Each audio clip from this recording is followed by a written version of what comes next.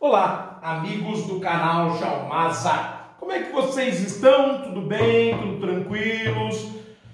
Nós viemos para mais uma edição do seu Jornal do Masa. Para tanto, nós vamos utilizar a Folha de São Paulo desta quarta-feira, 8 de setembro de 2021, onde, na página A24, portanto, no primeiro caderno do jornal, mais especificamente nesta edição, naquilo que eles resolveram chamar de Mercado 1, nós vamos repercutir mais uma notícia sobre a crise hídrica e energética.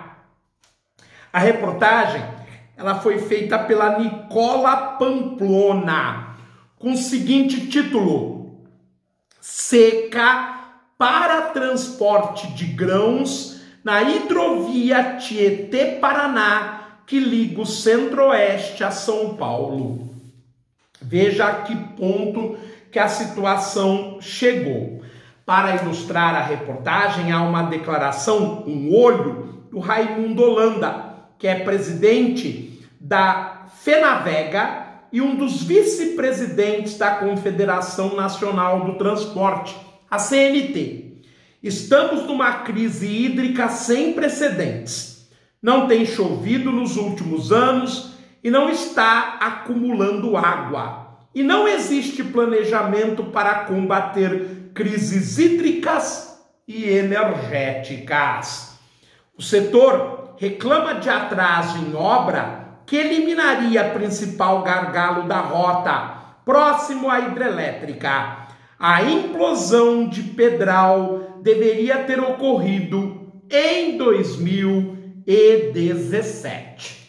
Para que vocês tenham uma noção, essa hidrovia ela tem 2.400 quilômetros de extensão. Ela começa nas proximidades da Grande São Paulo, em Piracicaba, e atravessa uma série de barragens. Só no rio Tietê são 6 barragens com eclusas, e até a usina de Itaipu, no Rio Paraná, nós temos mais 2 barragens com eclusas. Ao todo, são 8 barragens eclusadas. Vejam como ocorreu uma queda na movimentação de cargas em 2021 em 1.000 toneladas. Em janeiro, a hidrovia movimentava 149.000 toneladas. Em abril, passou para 451. Agora, em junho, caiu para 10.000 toneladas. A seca sobre a bacia do Rio Paraná já interrompeu a principal rota de grãos da hidrovia Tietê-Paraná, que liga produtores do Centro-Oeste a um terminal ferroviário em Pederneiras, no interior de São Paulo, nas proximidades de Bauru, limitando as operações a um trecho da via mais próximo ao Rio Paraná. Segundo a FENAVEGA, a Federação Nacional das Empresas de Navegação Aquaviária, o último comboio de grãos do Centro-Oeste fez o trajeto até Pederneiras na semana passada. O setor trabalha agora para tentar garantir o retorno o mais rápido possível. É a segunda suspensão da rota devido ao baixo nível das águas, e o mercado critica atrasos na conclusão de obras prometidas pelo governo federal após a primeira paralisação em 2014 e 2015, que gerou um prejuízo de 700 milhões de reais. As obras que garantiriam o fluxo, mesmo com nível de água mais baixo, deveriam ser concluídas em 2017, mas o prazo já foi adiado 2 vezes.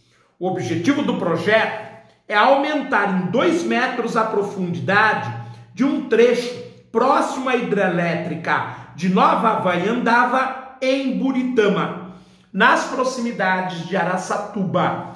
Inclusive aqui nós temos uma foto computadorizada mostrando a usina hidrelétrica de Nova Vanhandava, no rio Tietê. O que acontece ali é falta de investimento, diz o presidente da FeNavega, Raimundo Holanda, que também ocupa uma das vice-presidências da CNT, a Confederação Nacional do Transporte. Existe projeto, mas não existe recurso, porque navegação não dá voto, não chama a atenção do povo. A obra atrasada compreende a implosão de um pedral na rota das barcaças para a eclusa de Nova Vanhandava. A rocha reduz a profundidade do rio e desde que as águas começaram a baixar, os comboios vinham operando com capacidade de carga reduzida, senão, evidentemente, encalhariam, já que o fundo das embarcações roçaria, atritaria com esse pedral. Para garantir o tráfego com nível mais baixo, o trecho vinha operando sob um esquema especial de pulsos de água. Quando o comboio se aproximava, a hidrelétrica liberava a água para aumentar o nível do rio abaixo e permitir a passagem das barcaças sobre o pedral. Mas o nível baixou tanto que os transportadores já não consideram vantajoso trafegar com tão pouca carga. Chegou no limite, diz Holanda. O tráfego é mantido apenas no chamado corredor sul da hidrovia, já depois do encontro do Tietê com o Paraná. Ainda assim, de maneira precária, com a capacidade das barcaças também limitada. Nós recentemente fizemos o Jornal do MAS especial sobre a situação do rio Tietê. Do Rio Paraná. Você vai encontrar isso facilmente na nossa playlist São Paulo ou região Sudeste, por exemplo.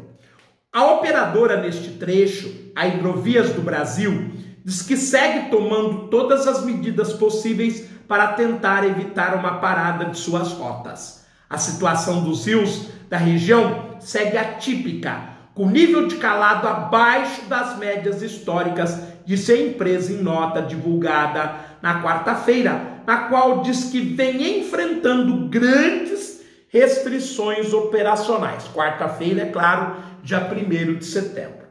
A região, que passa pela pior seca desde os registros que começaram a ser feitos, é também fundamental importância para o setor elétrico, já que os reservatórios de suas hidrelétricas concentram 2/3 da capacidade de armazenamento de energia do subsistema elétrico Sudeste Centro-Oeste, que é controlado pela subsidiária Furnas do sistema Eletrobras.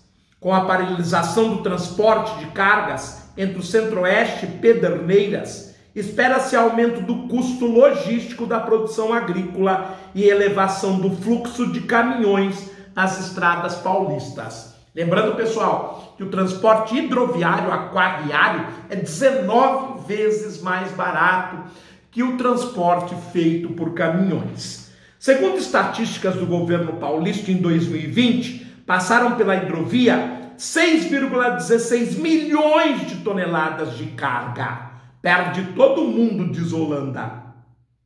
Estamos numa crise hídrica sem precedentes. Não tem chovido nos últimos anos e não estamos acumulando água. E não existe planejamento para combater crises hídricas e energéticas. Eu discordo do Holanda. Existe planejamento sim, desde que deixemos de impactar do jeito que estamos fazendo a natureza, as chuvas voltarão. Convênio assinado em dezembro de 2014 pelo governo de São Paulo e pelo DENIT, o Departamento Nacional de Infraestrutura de Transporte, previa a transferência de 313 milhões de reais, 452 milhões a valores de hoje, em recursos federais para as obras no canal de Nova Vanhandava. O texto estipulava um prazo de 916 dias que terminaria em julho de 2017, ou seja, quase 3 anos. Em 2019, já após o primeiro adiamento do prazo, o contrato entre o governo estadual e a construtora responsável pelas obras foi rompida por dificuldades financeiras do fornecedor.